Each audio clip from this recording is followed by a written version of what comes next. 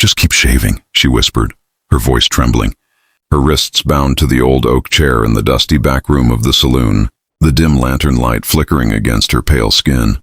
She was helpless, head lowered, strands of hair falling over her, face as if to shield her from the weight of shame pressing down upon her.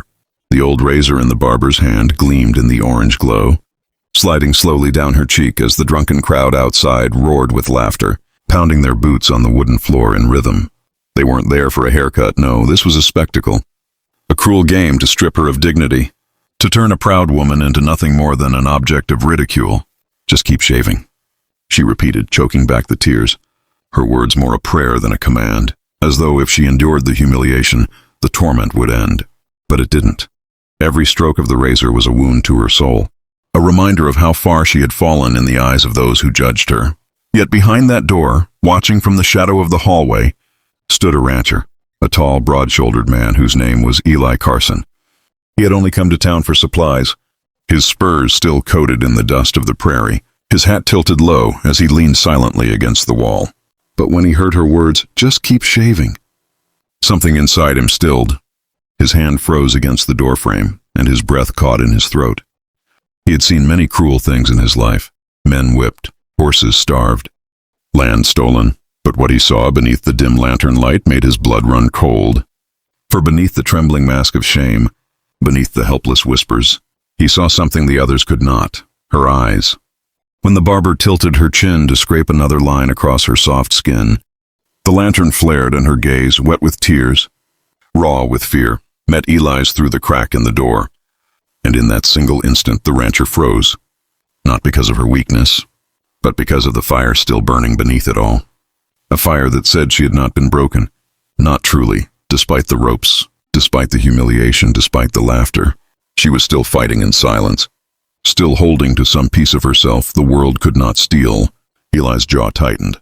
The crowd jeered louder, calling for more, demanding her hair, her pride, her very self to be stripped away.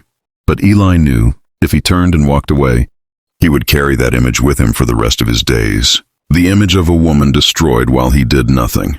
He clenched his fists, his boots shifting against the floorboards as the decision burned in his chest. Something had to change, and maybe, just maybe, he was the only one who could do it. The rancher pushed the door open with the weight of a man who had made up his mind, the hinges groaning as the dim light spilled into the hallway, silencing a few voices for a brief heartbeat before the jeers roared even louder, because now there was a new character in their cruel show. Eli Carson walked in with a slow, steady stride, his spurs ringing against the wooden planks, his hat shadowing his face until he tilted it back just enough for the crowd to see the steel in his eyes. The barber's hand froze mid-shave, razor hovering dangerously near the trembling woman's cheek, and the crowd laughed, thinking this cowboy had come to join their mockery, but Eli's silence carried a tension that made even the drunkest man swallow his grin. He looked first at the bound woman, her head bowed in defeat, her lips trembling as though to repeat again that helpless plea, "Just keep shaving." But then her eyes lifted and locked onto his, and the small glimmer of hope that sparked there was enough to ignite something dangerous in him. He reached forward with one gloved hand, wrapped it firmly around the barber's wrist, and with a sharp twist forced the razor to clatter harmlessly to the floor. Gasps rippled through the room, the crowd shuffling, unsure whether to laugh or fight. But Eli's booming voice cut through them all. "That's enough." 2 words. But they carried the weight of a gunshot. The barber stammered, pulling his hand back, muttering about how it was all just fun, just a bit of town entertainment. But Eli ignored him, stepping closer to the woman. He reached into his pocket, pulled out his own knife, and with careful precision cut the ropes binding her wrists. The coarse hemp fell to the floor in coils, and when she pulled her hands free, her skin was raw and red from the strain. She looked at him with wide, unbelieving eyes, as if no one had ever dared to stand for her before, and Eli gave her a single nod that said, "You're safe now." But the crowd wasn't ready to let go. A heavy-set man near the back slammed his mug on the table, beer sloshing over the edge as he barked, "You think you can just walk in here and ruin our fun, cowboy?" Another chimed in, "She deserves it, every bit of it. Ain't no saving trash like her." The room filled with snarls, fists slamming tables, boots stomping the floor, and Eli felt the familiar burn of danger rising in his veins. He reached for the revolver at his hip, not to fire but to make his message clear, the gleam of steel catching the lantern light as he let the weight of it rest in his hand. "Any man here who thinks she deserves this?" he growled, his voice low and steady, "can answer to me." Silence fell like a blanket, heavy and suffocating, broken only by the crackling of the lantern wick and the ragged breaths of the freed woman beside him. Some men muttered, some spat on the floor and turned away, but none dared step forward. The woman trembled, her hands hovering as if she didn't know whether to touch him or shrink away. But Eli gently took her by the arm, steadying her as he guided her to her feet. She swayed, unused to standing after hours of restraint, and he braced her with quiet strength, his eyes never leaving the crowd until he reached the door. Outside, the cool night air wrapped around them. The stars scattered across the prairie sky like scattered embers of hope. She sucked in a breath as if it was her first taste of freedom in years, her hands clinging to the doorway before she turned to him, her voice hoarse, broken, but filled with desperate gratitude. Why would you help me?" she asked, her words catching on the tears threatening to fall. Eli studied her face, the raw patches where the razor had cut too close, the bruises forming on her wrists, and in her gaze that stubborn flicker of fire. He tipped his hat back, his jaw set, and finally answered, "Because I couldn't stand by and watch them destroy someone who still has fight left in her." Her breath hitched, her chest rising and falling as though she'd been holding it for years. And for the first time that night, she let the tears spill freely, not from humiliation, but from the sudden weight of hope she didn't know how to carry. And Eli, the hardened rancher who thought he had long since left compassion behind him, felt something deep inside. His chest crack open at the sight of the prairie.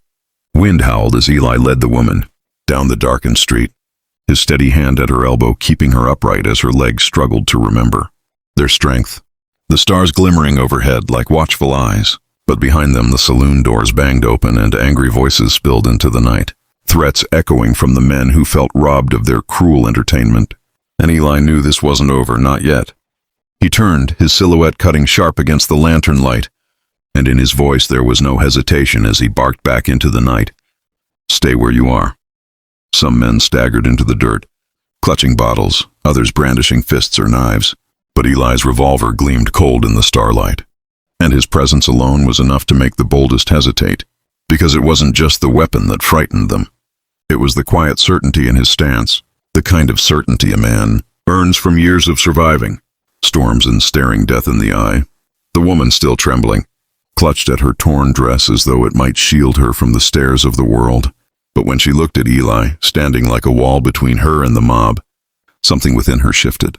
For the first time, she realized she wasn't just being rescued.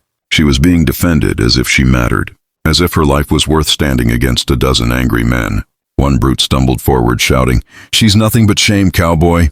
You'll regret this!" And Eli's gunshot cracked through the night sky, not into flesh, but into the dirt at the man's feet, sending him stumbling backward. Silence crashing down over the street like a thunderclap. "The only shame here," Eli growled, smoke curling from his revolver's barrel, "is a town that lets cruelty be called entertainment."